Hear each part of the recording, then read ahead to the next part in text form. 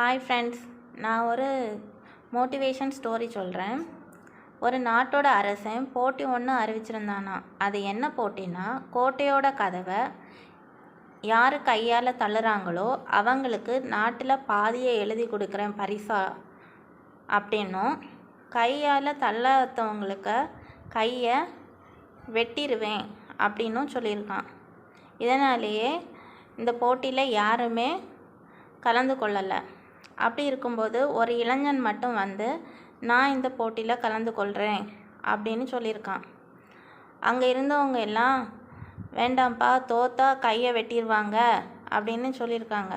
ஆனால் அந்த இளைஞன் சொல்லியிருக்கான், தோத்தா கையை தான் வெட்டுவாங்க, ஜெயிச்சா நான் நாட்டுக்கு அரசன் ஆகலாம், அதனால் நான் கண்டிப்பாக இதில் கலந்து கொள்வேன்னு சொல்லிட்டு கலந்து கொண்டிருக்கான்.